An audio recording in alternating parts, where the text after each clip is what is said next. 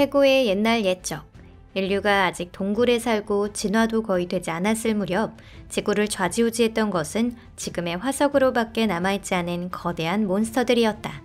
라는 이야기는 여러분도 많이 들어본 적이 있을 것입니다. 그렇다고 해도 진실은 좀 더 복잡 미묘합니다. 여러분 안녕하세요. 예를 들어 그 공룡조차도 대부분의 종이 인간과 같거나 더 작은 몸집을 하고 있었습니다.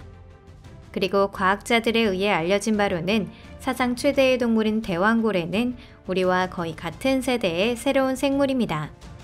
하지만 많은 사람들이 갖고 있는 전형적인 이미지에도 물론 진실은 포함되어 있을 것입니다. 파타고 티탄, 켈렌켄, 티타노보아와 같은 괴물도 실제로 존재하고 있었습니다. 이번 토픽에서는 이전에 정말 실존했던 몬스터급 동물들에 대해 소개합니다. 과연 어떤 괴물이 과거 우리 지구를 활보하고 다녔을까요? 바로 알아보도록 하죠.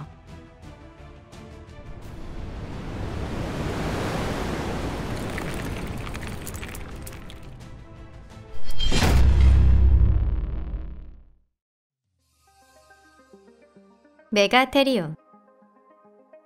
요즘 시대의 나무늘보는 어딘가 우스꽝스럽고 사람을 잘 따르고 움직임이 느린 비교적 소형 포유류에 해당하는데요. 하지만 사실 꽤 최근까지 우리를 위로하고 사랑스러운 모습으로 힐링시켜주는 것과는 정반대로 오히려 패닉에 빠뜨릴 것 같은 무서운 친척이 존재하고 있었습니다. 코끼리만큼 혹은 그보다 더 거대한 나무늘보가 우뚝 서 있는 모습을 상상해보세요. 그것이 바로 메가테리움입니다. 메가테리움은 이번에 소개하는 것 중 가장 새로운 시대의 동물입니다. 오스트랄로피테쿠스보다 젊고 마지막 종은 약 1만 5천 년 전 현생 인류에 의해 멸종되었을 것이라 알려져 있습니다. 아메리카 대륙에 서식하며 무시무시한 겉모습과는 달리 온순한 초식성 동물로 특별히 공격적인 성격은 아니었다고 합니다. 아무리 그래도 겁없이 다가가 그 긴 손톱이 달린 발에 맞고 싶은 사람은 한 명도 없을 것입니다. 파타고 티탄.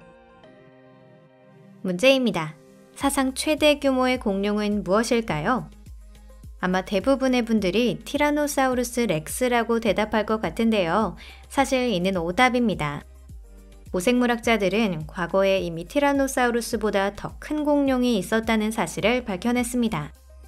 그 중에서도 가장 큰 덩치는 2008년 아르헨티나의 파타고니아 지방에서 발견된 파타고 티탄인 것으로 추측하고 있습니다. 연구자들의 추정에 따르면 어린 개체의 몸 길이는 30에서 37m로 몸무게는 50에서 69톤이나 된다고 합니다. 즉 티라노사우루스보다 약 3배 컸으며 5배에서 6.5배나 무거웠다는 뜻이 됩니다. 아마 인간 같은 건 밟아도 전혀 눈치채지 못했겠네요. 아트로플레우라. 여러분은 지네나 혹은 그 밖에 기어다니는 거나 무는 벌레 혹은 징그러운 절지동물을 통틀어서 전부 싫어하시나요? 만약 그러시다면 지금 보여드릴 영상이 여러분들께 최악의 악몽이 될지도 모릅니다. 소개해 드릴게요. 바로 아트로플레우라입니다. 아트로플레우라는 약 3억 4,500만 년 전 석탄기 후기부터 페름기 전기까지 현재 북아메리카와 스코틀랜드, 또 아마도 독일과 폴란드, 벨기에에도 서식했다고 합니다. 이 거대한 지네는 가장 작은 것만 해도 몸 길이 30cm, 아트로플레우라 알마타라는 종에서는 무려 2.5m까지 성장합니다. 아트로플레우라 알마타는 현 시점에서 사상 최대의 육생 무척추 동물이라고 여겨지고 있습니다. 당시의 대기는 현재보다 산소가 풍부했기 때문에 이렇듯 거대화할 수 있었지만 현대를 포함 그 후의 지질시대에서는 이런 큰 무척추 동물은 금방 질식해버리기 때문에 존재할 수 없었습니다. 야이켈롭테루스. 더 과거로 거슬러 올라가 화석이 된 또 다른 몬스터를 만나보겠습니다. 어떻게 생겼는지 보세요. 사람은 아주 쉽게 물어뜯어버릴 것처럼 생긴 야이켈롭테루스 레나니아에입니다. 엄밀히 말하자면 이는 개가 아니라 오르도비스기부터 페름기 후기까지 다양한 수역에서 살았던 원시적인 절지동물, 바다 전갈의 동류입니다. 이 거대 생물은 약 4억 년 전인 대본기 후기에 생식했고요. 과학자가 확인한 것 중에서는 몸길이 2.5m가 최대 크기이지만 이론적으로는 더 큰 개체가 존재했을 가능성도 있다고 합니다. 바다정갈이 공기를 빨아들이는 호흡을 익힌 최초의 생물종 중 하나일지도 모른다는 것도 흥미로운 사실 중 하나입니다. 어쩌면 육상에 몇 시간 정도 머무를 수 있지 않을까 생각하는 과학자들도 있는데요. 상상해보세요. 모래사장을 산책하다 갑자기 눈앞에 나보다 훨씬 몸집이 더 큰 개가 나타난다니. 꿈이라면 당장이라도 깨고 싶을 것 같습니다. 이노오스트란 캐비아. 공룡이 나타나기 수백만 년 전인 페름기. 이때 가장 위험한 포식동물은 골고노프스였습니다. 비늘은 없지만 파충류와 비슷한 이 원시적인 수국류는 당시 지질시대가 끝날 때까지 초식동물들을 공포에 떨게 하는 원흉이었습니다. 골고노프스 중 가장 큰 종, 바로 지금의 러시아령에서 서식하고 있던 이노스트란 캐비아가 그것입니다. 신장은 3m가 넘었으며 무게는 무려 300kg 정도 나갔다고 하는데요. 그런 괴물을 만나면 무기 하나 없는 인간은 필사적으로 도망치는 것 말곤 살아남을 길이 없을 것입니다. 흥미로운 점은 생김새와 치아 구조가 그들보다 훨씬 뒤에 등장한 후손도 그 무엇도 아닌 사벨 타이거와 상당히 닮았다는 것입니다. 이처럼 유전적인 연결고리는 없지만 생활 양식이 비슷하고 생태계에서 같은 지위를 차지하는 생물이 유사한 형질을 획득하는 현상을 과학자들은 수렴 진화라고 부릅니다. 펠라고니스 샌더시. 약 2,500만 년 전 미국 사우스캐롤라이나주의 대지에 펠라고니스 샌더시라는 새가 살고 있었습니다. 과학세계에서는 사상 최대급의 크기로 유명한 하늘을 나는 새입니다. 그 날개를 펼치면 6m에서 7.5m나 되며 몸무게는 40kg 정도였다고 하는데요. 무엇보다 가장 놀라운 것은 그런 거구에도 불구하고 실제로 하늘을 날 수 있었다는 것입니다. 아마도 육식이었다는 점을 생각하면 그들의 사냥감이었던 동물에게는 동정심이 절로 들 지경입니다. 게다가 부리에는 톱니 모양의 가시까지 갖추고 있었습니다.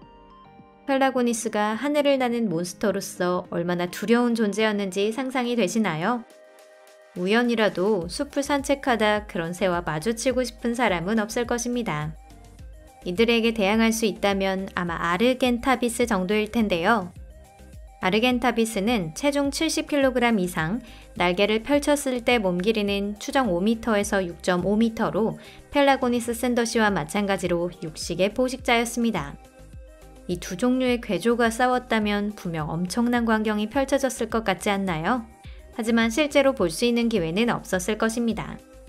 아르겐타비스가 살았던 곳은 아르헨티나였고 살았던 시대도 펠라고니스보다 훨씬 뒤인 약 900만 년에서 680만 년 전 무렵이었기 때문입니다. 켈렌켄. 깃털이 있는 몬스터의 대표로 소개해드리고 싶은 것이 또 한 가지 더 있습니다. 바로 푸루스라코스과의 새입니다. 이 거대하지만 날지 못하는 새는 6,200만 년 전 현재의 남아메리카에 출현했고 수백만 년 전에 멸종한 육식 공룡의 지위를 순식간에 손에 넣었습니다. 그리고 그들은 그 후 아주 오랫동안 존속했습니다. 확인된 최신 표본은 겨우 1만 8천 년 전 것입니다. 이 새가 멸종한 원인은 인간이 아니라 파나마 지역이 형성된 270만 년 전부터 남미로 이동하기 시작한 육식성 포유류와의 경쟁 때문이었습니다. 생태계의 지위를 둘러싼 경쟁은 오랫동안 계속되었지만 결국 거대 조류들은 이 싸움에서 지고 말았습니다. 푸루스라코스과 중에서 특히 눈에 띄었던 것이 바로 켈렌켄이라고 불리는 괴조입니다. 이들은 약 1,500만 년 전 파타고니아에 살았는데요. 머리만 해도 길이가 70cm가 넘었고 키는 무려 3.2m나 됐다고 합니다. 사냥감을 노리고 잡을 때마다 거대한 부리로 강력한 일격을 가했을 모습이 선명하게 그려지는 것 같습니다.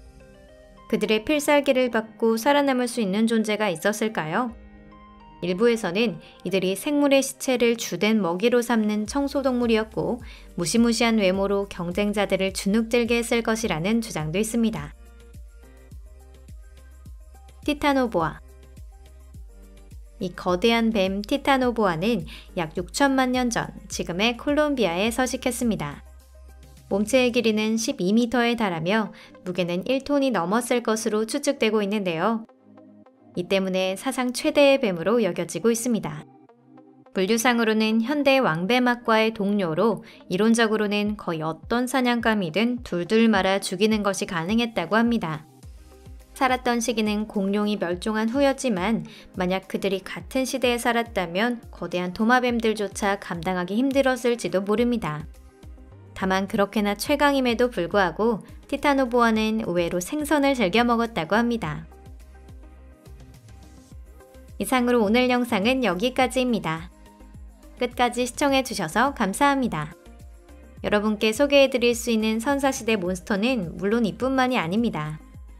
고생물학자들은 캄브리아 기후 수억 년 동안 지상형, 비행형, 육상형 등 다양한 괴물들이 지구상에 존재했다는 사실을 밝혀내고 있습니다.